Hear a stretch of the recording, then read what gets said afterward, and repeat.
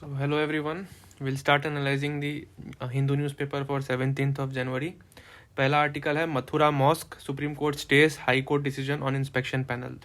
So, the Supreme Court on Tuesday stopped the execution of an Allahabad High Court decision to appoint a commission to inspect the premises of the Shahi Idgah Mosque at Mathura, which the Hindus believe to be the birthplace of Lord Krishna. ठीक है, अभी के लिए high court की जो एक high court ने जो कमीशन बैठाई थी उसको स्टे कर दिया है and the court has listed the case for further hearing on January 23. ठीक है, और इसमें डिटेल जब आएगी will study it. Iran launches missile strikes on Pakistan targeting militants. तो ईरान ने जो है पाकिस्तान में अभी रिसेंटली कुछ स्ट्राइक्स लॉन्च किए हैं. ठीक है, for the militant group Jaish al Adl. ठीक है, so Jaish al Adl is a Sunni militant group which largely operates across borders in nuclear arm Pakistan. ठीक है, तो ये अभी काफ़ी दिन न्यूज़ में रहेगा. व्हेन अ गुड आर्टिकल और editorial comes on this will study that. So Trump wins big in Iowa, Ramaswamy quits race. तो अभी इलेक्शन रेस वहाँ भी यूएस में चालू हो चुका है. आई थिंक नवंबर में फाइनल है. And former President Donald Trump scored a record-setting win in Iowa caucuses on Monday with his rival far behind. ठीक है, तो डोनाल्ड ट्रम्प की पॉपुलैरिटी अभी भी उतनी ही है. तो आपके इंटरेस्ट के लिए आप अगर इसके बारे में पढ़ना चाहते हो कि यूएस प्रेसिडेंशियल इलेक्शन कैसे होते हैं, तो मैं थोड़ा ब्रीफली बता देता हूँ कि प्राइमरीज एंड कॉकसेस 2 फेज़ में होते हैं. ठीक है, इसके बारे में एक यूट्यूब पे ऑलरेडी बहुत अच्छी वीडियो बनाई है महिपाल सर द्वारा.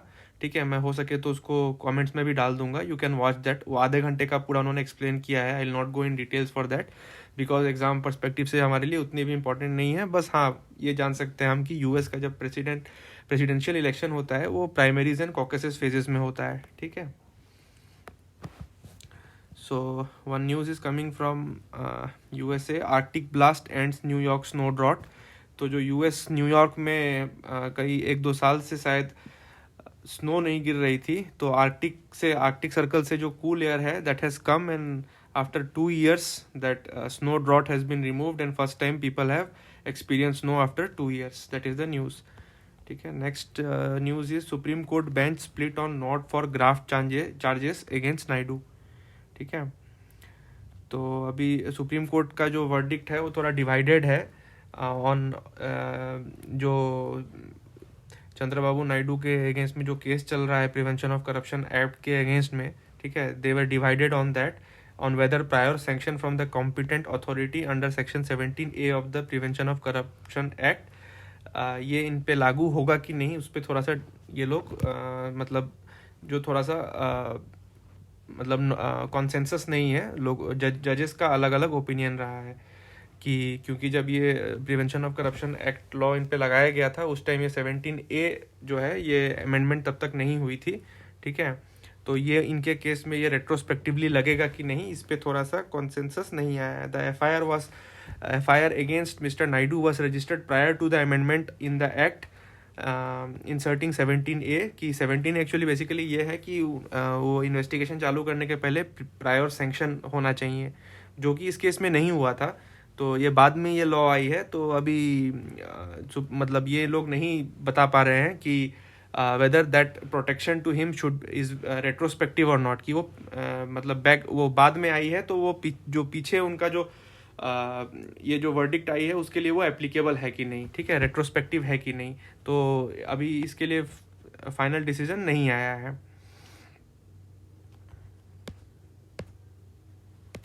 Moving forward, again today PM Janman has come in news. ठीक है, तो we have discussed last time also.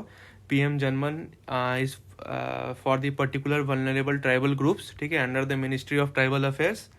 PM Janman campaign was launched on November 15 with the objective of providing basic facilities such as pakka houses, power and water connection by focusing 11 existing interventions of 9 ministries towards 22,000 habitations where estimated 36 lakh people from PVTG communities reside. मतलब ये 9 ministry के 11 existing programmes को एक जगह accumulate करके ministry of tribal affairs द्वारा particularly vulnerable tribal groups के लिए इन्होंने ऐसे एक जगह ला दिया है ताकि उनका सारे का बेनिफिट इनको मिल सके. ठीक है, PM Janman. So one more news is crash course in new criminal laws, moot courts proceedings planned for police officers. जो 3 नए लॉज आए हैं उसके लिए पुलिस ऑफिशियल्स की ट्रेनिंग हो रही है, ठीक है, by the bureau of police research and development. तो क्या थे वो laws? The Bharatiya Nyaya Sanhita which replaces the Indian penal code, Bharatiya Sakshya अधिनियम BSA in place of the Indian Evidence Act, and the Bharatiya Nagrik Suraksha Sanhita in place of the CRPC Code of Criminal Procedure were notified in the Gazette of India on December 25. ठीक है, तो ये 3 नाम हमको थोड़ा ध्यान में रखना है. So another news is Tamil Nadu governor revives saffron controversy on Tiruvalluvar Day. ठीक है, so we will not go into the controversy. हमारे लिए जो एग्जाम पर्सपेक्टिव से जो इम्पोर्टेंट है that is Thiruvalluvar, who was a Tamil poet. ठीक है, तो इनका सबसे इम्पोर्टेंट जो इनका वर्क है that is Thirukkural. I have written it down. It is a collection of verses and all, basically on ethics. ठीक है,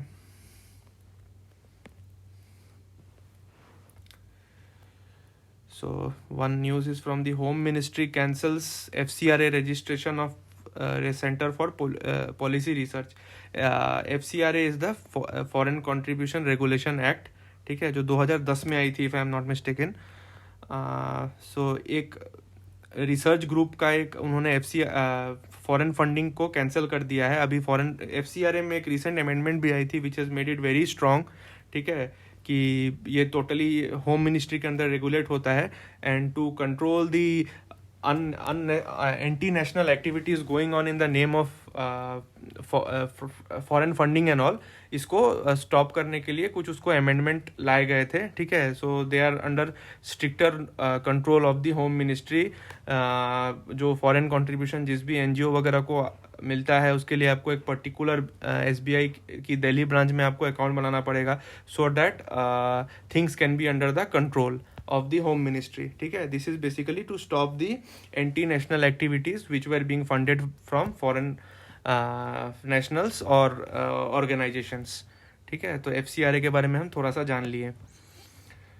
ICMR starts revising current national essential diagnostic list for the first time. ठीक है, तो basically 2018 में WHO ने एक release किया था.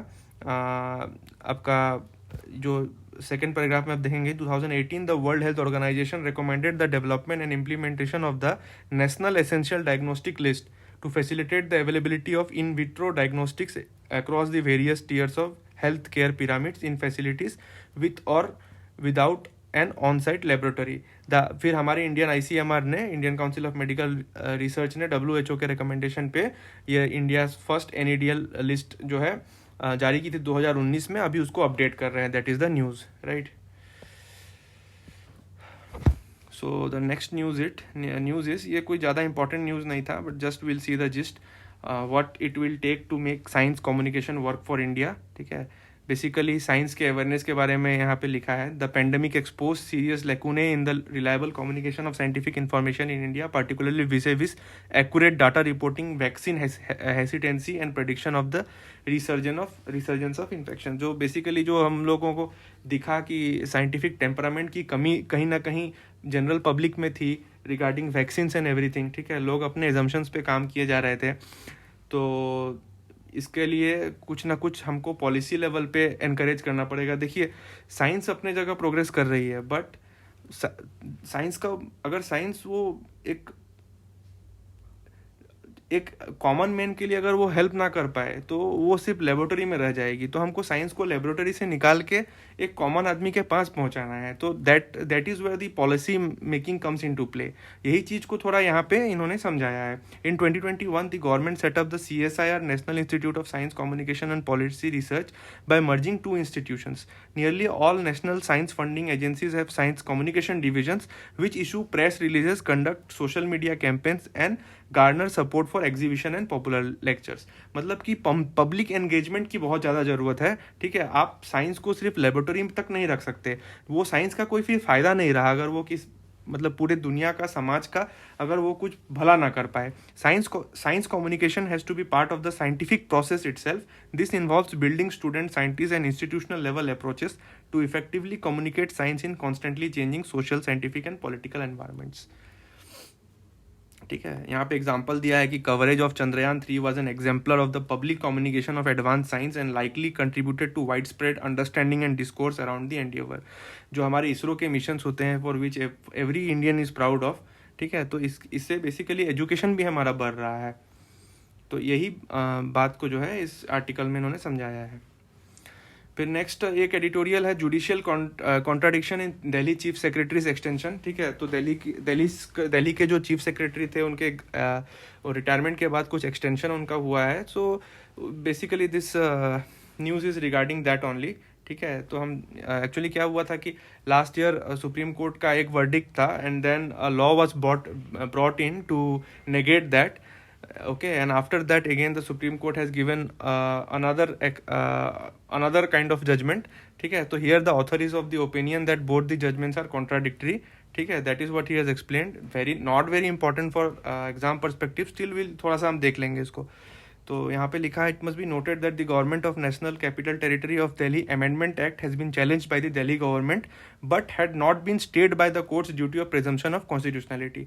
इसको दिल्ली गवर्नमेंट ने अपोज किया था बट सुप्रीम कोर्ट ने रोका नहीं. ठीक है, due to presumption of constitutionality, क्योंकि मतलब जो कोर्ट्स हैं वो ये मानती हैं कि जो लॉ बना है वो कॉन्स्टिट्यूशन के हिसाब से बना है, इसीलिए उसको रोकना एक बार में सही नहीं है जब तक कि उसको अच्छे से उसका जुडिशियल रिव्यू ना हो. ठीक है, तो the act had been passed to negate portions of the earlier service judgement dated May 11, 2023. ठीक है, कि ये सुप्रीम कोर्ट की जो मैंने बताया था कि जो लास्ट ईयर एक जजमेंट था which held that article 239 AA of the constitution the elected government of Delhi exercises control over services in Delhi. ठीक है, इन इट्स 5 जज constitution bench services judgement the court held unequivocally that references to state government in the relevant all India rules or joint cadre rules which related to Delhi shall mean the government of Delhi. तो basically ये दिल्ली के favour में rule गया था कि जो भी जो गवर्नमेंट जो सर्विसेज के ऊपर कंट्रोल करेगी यहाँ पे ये दिल्ली गवर्नमेंट करेगी. ठीक है,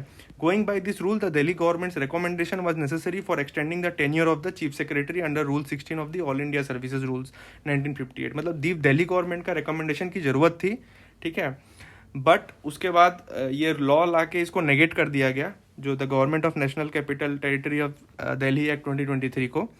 देन उसके बाद यहाँ पे लिखा है chief secretary of Delhi is differently. हाँ, फिर सुप्रीम कोर्ट ने नवंबर में एक जजमेंट दिया कि Delhi chief secretary he is differently placed than other officers under the all India rank और जॉइंट कैडर रैंक. ठीक है, and thus not bound by the service judgement, की जो चीफ सेक्रेटरी हैं वो एक अलग प्लेस पे आ जाते हैं, तो उन पे ये चीज़ लागू नहीं होती. If the government indeed controls services, its choice must prevail in the choosing of its prime servant, the chief secretary. ठीक है, क्योंकि अभी यहाँ पे बोल दिया कि चीफ सेक्रेटरी उस जजमेंट के अंदर नहीं आएगा. चीफ सेक्रेटरी एक लिंचपिन है जो यूनियन प्लेस करता है, यूनियन के लिए बहुत इंपॉर्टेंट है.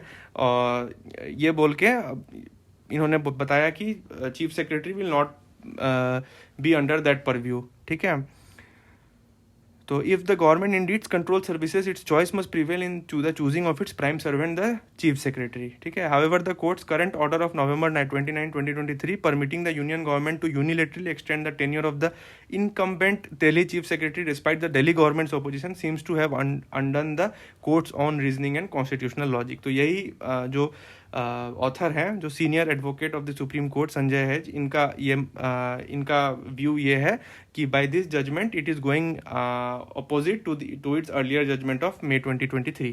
ठीक है, यहाँ पे रोयप्पा केस के बारे में थोड़ा सा दिया है, थोड़ा सा देख लेंगे. In Royappa the court had held the post of the chief secretary is a post of great confidence as he is the linchpin in the administration necessitating a rapport between him and the chief minister. ठीक है, कि इस case में भी यही बताया गया था कि चीफ सेक्रेटरी एक बहुत ही क्रूशियल एक लिंचपिन है जो कि एडमिनिस्ट्रेशन और गवर्नमेंट के बीच में आती है. ठीक है, तो यहाँ पे वही लिखा है कि but in Delhi now the court has evaded this ruling saying that the application of Royappa to the matter of the chief secretary shall be decided when the court hears the challenge to the constitutional validity of the government of national capital territory of Delhi act 2023, कि जब हम इस law का constitutional जब हम इसका judicial review करेंगे, जब इसका कॉन्स्टिट्यूशनल वैलिडिटी हम देखेंगे, तब हम रोयप्पा केस को देखेंगे, बट अभी under the presumption of constitutionality हम इसको रोक नहीं सकते हैं, ठीक है। सो ये है वो आर्टिकल। फिर India doesn't need wolf warriors, यहाँ पे बेसिकली इंडिया मालदीव्स जो अभी स्पैट चल रहा था उसी के बारे में है ये। तो मैंने जैसे कल भी बताया था कि how both the countries are important for one another. India is the closest neighbour for Maldives, ठीक है, and for India also Maldives is strategically important given India wants to become the net security provider in the Indian Ocean region। यही author ने लिखा है, और इन्होंने कहा है कि कहीं ना कहीं जो वुल्फ वॉरियर्स जो ये टर्म है ये एक्चुअली चाइना के थ्रू आया था, ठीक है। जब कोविड-19 का जब टाइम चल रहा था, the whole world was blaming China for it. China के कुछ जो वहाँ की ऑथोरिटेरियन गवर्नमेंट है उसके कुछ एजेंट्स जो है आके सोशल मीडिया के थ्रू एंटी नैरेटिव्स फिर फैला रहे थे कि नहीं चाइना में सब ठीक है एंड ऑल दैट। तो वही ये बोल रहे हैं कि ये कहीं ना कहीं जो है मतलब डिप्लोमेसी में जो है ये थोड़ा बैरियर आ जाता है कि the online campaign and all social media का, that will not help the diplomacy, ठीक है। That has this is basically author is trying to say कि कभी कभी डिप्लोमेसी को ये हार्म भी पहुंचा देती है, ठीक है। Not very important for exam. फिर आज 10th शेड्यूल के बारे में थोड़ा आया है, तो कल भी वी हैव डिस्कस्ड, ठीक है। जस्ट एक रिवीजन कर देंगे कि 52nd अमेंडमेंट में आया था, 10th शेड्यूल के अंदर आता है। ये जो है जो पहले कहते थे जो हमारे पार्लियामेंट और विधानसभा वगैरह में जो एक बहुत इनफेमस सेइंग है कि आए राम गए राम, यानी कि एक पार्टी से दूसरे पार्टी चेंज होते थे लोग, एंड इसके वजह से गवर्नमेंट का जो स्टेबिलिटी हट जाता था, ठीक है। मतलब जो गवर्नमेंट बनी है the stability was at stake, so the 52nd amendment was bought in 10th schedule के अंदर इसको लाया गया, ठीक है। तो क्या क्या क्राइटेरिया थे डिस्क्वालिफिकेशन के? इफ द एमपी और MLA voluntarily resigns from his party, और if he goes to another party after election from one particular party, और in case of nominated member after election he joins another party after 6 months। तो 3 criteria हैं, ठीक है। इसका 2 exception दिया हुआ है कि इधर if the 1/3 of the party अगर उसका स्प्लिट हो जाए या 2/3 ऑफ द पार्टी कहीं मर्ज हो जाए तो उसको डिस्क्वालिफिकेशन नहीं मानेंगे। फिर 91st अमेंडमेंट एक्ट लाया गया जिसके अंदर कि वो स्प्लिट वाला वर्जन को हटा दिया गया। As of now only the 2/3 merger वाला ऑप्शन अभी भी वैलिड है, ठीक है। एंड यहाँ पे भी वही लिखा है, देखिए जिस्ट में, कि the authority to decide disqualification of member is vested in the speaker of the house, कि स्पीकर के पास है प्राइमरी अथॉरिटी डिसाइड करने के लिए। However supreme court has said in one of his judgement that this power of the speaker of house is also under judicial review, ठीक है। फिर यहाँ पे कंपटीशन कमीशन ऑफ इंडिया एक स्टेचुटरी बॉडी है, उसके बारे में आया है कि having no discernible competition concern the competition commission of India rejected a complaint alleging that multiplex chain PVR had abused its dominant market position. Basically PVR पे एक इन्होंने सीसीआई में एक कंप्लेन डाली थी कि दे आर यूजिंग जो बड़े बजट फिल्म्स है जो उनको प्रमोट करती है और जो छोटे वाले हैं उनको प्रमोट नहीं करती। तो CCI basically has investigated and found that ऐसा कुछ है नहीं, जस्ट तो यही बस इसमें लिखा है। तो आज का साइंस आर्टिकल में थोड़ा डायोड्स के बारे में दिया है, तो हमारे लिए बहुत डीप में जनरल स्टडीज़ में इसकी ज़रूरत नहीं है, फिर भी थोड़ा सा हम देख लेते हैं। तो what is a diode? It is an electronic component about 5 mm wide. It has 2 contact terminals, anode and cathode, ठीक है। डायोड का primary function is to allow current in flow in one direction only, ठीक है। इसका ये characteristic है कि ये सिर्फ वन डायरेक्शन में करंट फ्लो अलाउ करता है। It achieves this using a PN junction. PN junction क्या है? It is made of 2 materials laid next to one another. One material is P type, means it is positive, ठीक है। P मतलब positive, which are holes. Holes मतलब वहाँ पे electron नहीं है तो उसको पॉजिटिव मान लिया, ठीक है। The other is an N type material, its primary charge के सर इलेक्ट्रॉन्स, ठीक है, यही लिखा है। फिर a PN junction is an interface where the surface of a p-type material and the surface of an n-type material meet. At this interface, electrons can pass easily from the n-type to the p-type. But can't go the other way, ठीक है, एक ही तरफ से flow होगा, मतलब आपका जहाँ पे इलेक्ट्रॉन है इलेक्ट्रॉन से होल की तरफ होगा, तो एंड द रिवर्स वाला जो है वो नहीं हो पाएगा। सॉरी गाइस, थोड़ा फ़ोन आ गया था। हाँ, so moving ahead, so when the two materials are first placed next to one another, some electrons move from the n side to the p side until there is a layer between the two sides where there are neither electrons nor holes present, ठीक है। But when a suitable voltage is applied across the diode, more electrons from the n side to the p side flow, implying an electric current flowing from the p side to the n side, that is from the anode terminal to the cathode terminal. But if the voltage is reversed, current won't flow in opposite direction, thus a diode is born, ठीक है। तो वही diode का एक जन्म होता है जब एक पी एन जंक्शन क्रिएट होता है, ठीक है, यही लिखा है। फिर व्हाट इज एलईडी कि तब तो इसमें वही बताया है कि जब वो इलेक्ट्रॉन जंप होता है and occupies a hole, it releases energy into surroundings, ठीक है। तो एक प्लेस से दूसरे प्लेस में जब वो जाता है तो वो उसका जो एक्सेस एनर्जी है वहाँ पे वो रहने के लिए उसको एनर्जी एमिट करना पड़ता है कि एक पर्टिकुलर जिस बैंड गैप में वो है वहाँ पे उसको अगर यहाँ से वहाँ वो ट्रांसफ़र हुआ तो उसका जो जिस पोजीशन पे वो जाता है वहाँ पे रहने के लिए stably it has to emit some energy, and if that energy falls in the visible light spectrum, ठीक है, तो उसको एलईडी बोलते हैं। When an electron meets and occupies a hole, it releases energy into its surroundings. If the frequency of the energy is in the visible part of the electromagnetic spectrum, the diode will be seen to emit light. This phenomenon is called electroluminescence, ठीक है। फिर यहाँ पे band gap के बारे में बताया है कि the electrons prefer to have lower energy and thus prefer to occupy the lowest available energy level. If that level is taken, they occupy the next available level. Sometimes they can acquire more energy, tear free from their atoms and flow around the material. In these circumstances, we say the material is electrical conductor. When the electrons don't have enough energy to flow around, the material is an insulator. फिर आगे लिखा है electrons can acquire such extra energy when an electric field is applied to the material. The field will accelerate the electrons and energize them, and the electrons will be kicked from lower to higher energy levels. In some materials, there is energy gap between the lower and higher levels, that is between when the electrons can't and can flow around the material. An electron can't have an amount of energy that would place it in one of these levels. It is the reason why electrons in these materials can't conduct an electric current unless they receive a minimum amount of energy. The energy required to jump across this gap is called the band gap. Band gap मतलब कि जब electron को flow करने के लिए एक minimum energy चाहिए, ठीक है, मिनिमम एक फील्ड करंट चाहिए, that field current to start the flow of electrons is called the band gap. यही इस पूरे पैराग्राफ में बताया है, ठीक है। फिर इसमें थोड़ा कलर्स के बारे में बताया है कि red, green and blue different type of जो एलईडी से हमको लाइट मिला है, and that has been combined to form a variety of colours, ठीक है। तो इसमें लेटेस्ट जो एडिशन था वो ब्लू लाइट का था, वो गैलियम नाइट्राइड से आया था। In the late 1980s 3 Japanese researchers led team produced a bright blue LED with gallium nitride. For this they received the Physics Nobel Prize in 2014, ठीक है। तो यहाँ उसके बाद आगे बताया कि एडवांटेज ऑफ LED की इसमें जो है आपका कॉस्ट बहुत कम आता है, इलेक्ट्रिसिटी बहुत कम उसमें लगता है।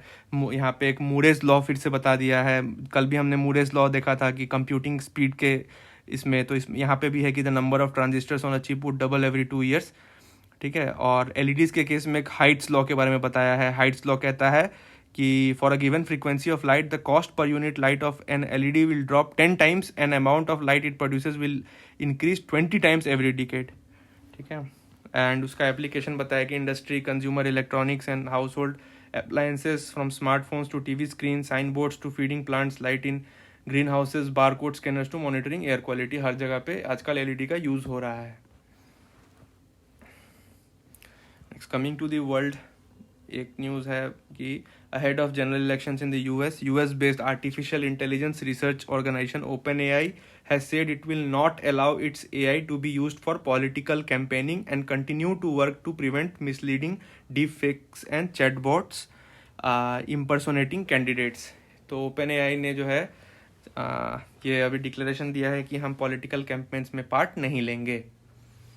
देन अभी वर्ल्ड इकोनॉमिक फोरम होने वाला है, तो इसमें अभी लीडर्स अभी जाने वाले हैं in Davos. They are going to meet for the world economic forum. When that happens उसमें जो इम्पोर्टेंट अपडेट्स है विल सी दैट।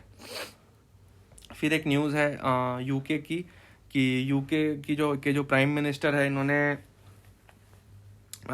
जो प्रपोज किया था कि रवांडा के जितने वहाँ पे एसाइलम सीकर है सबको वापस भेज देने का, that is facing some inner constraints from his own party. Party के लोग इनसे सहमत नहीं हैं उनके इस बिल के बारे में, ठीक है। So we have covered today's newspaper. Thank you guys.